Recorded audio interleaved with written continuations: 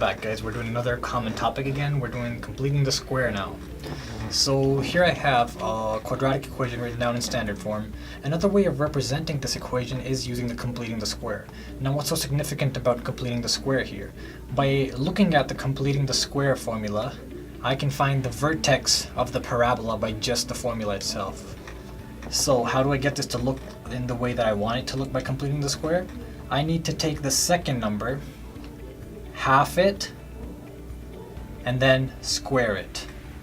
So this becomes x squared plus 12x remains as it is, and then to this I'm going to add half of that coefficient of x and then squared it. So I'm going to add 6 squared to it, half it and then squared it. But I can't just add anything randomly to an equation. I need to subtract the same thing. If you notice in this way, I am adding 0 to the equation, which is perfectly legible. I'm left with that. Now all I've got to do is some simplification. I'm left with x squared plus 12x plus 36 minus 36 plus 32 equals 0. The 36 plus 32 is equal to negative 4. And if I now factor this, it's a perfect square. So this becomes x plus 6 squared. And if you have any doubts of that, you could simply expand this and you must get x squared plus 12x plus 36. And this right here is the completed square formula. Now what if I still have to find x, solve for x? I take x plus 6 by itself on this side, isolate the 4, the constant, square root both sides. I get positive and negative 2. This is where the trick comes in. If I took the square root of 4, the answer could be either positive or negative 2. I'm left with x either equals to positive 2 minus 6, which would be negative 4, or x equals to negative 2 minus 6, which is negative 8. Another quick example, slightly tricky this time, again a little lengthy with its solution, because it's got an added step to it. I have 2x squared plus 7x plus 6 in standard form, and I need to complete the square, or solve by completing the square. Now the problem is I've got a coefficient for the x squared. Always remember that you cannot go about your completing the square if you have a coefficient in front of the x squared. So what do? We have to make sure that we divide everything on the equation by 2. And that way the 2 divided by 2 would cancel out and we'll be left with a 1. So 2 over 2x squared, which is the same as just x squared, plus 7x over 2 plus 6 over 2 equals 0. 6 over 2, of course, is the same as writing 3. And now, yes, it is legibly completed in the square equation. If I go on, I am going to do the same thing as I did before. I'm going to find half of 7 over 2, the coefficient of x, and then square it.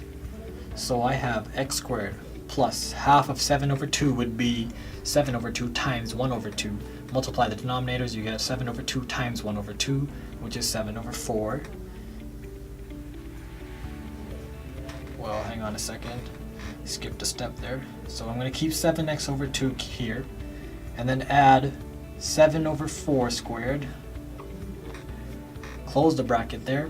Subtract 7 over 4 squared. And put my 3 back. All I'm left to do now is simplify.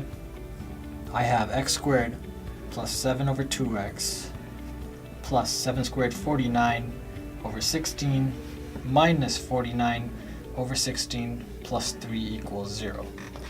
I'm going to use my calculator to simplify this bit. I have negative 49, all that, divided by 16 plus 3. I get negative 1 over 16. So x squared plus 7 over 2x plus 49 over 16 minus 1 over 16 equals to 0. If I was to write this as a perfect square, it might be a little hard to see right now, but if you use your calculator, this is the same as saying x plus 7 over 4 all squared. And I leave whatever's outside the bracket there again. You notice how now we have the completed square format, and we're going to solve now.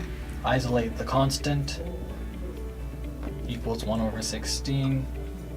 And square root of both sides would give me plus 7 over 4 equals positive or negative 1 over 16. X either equals to 1 over 16 minus 7 over 4, or x equals to 7 over 4, minus 1 over 16. And those are your two possible answers through completing the square. Stay tuned, guys, more videos coming up.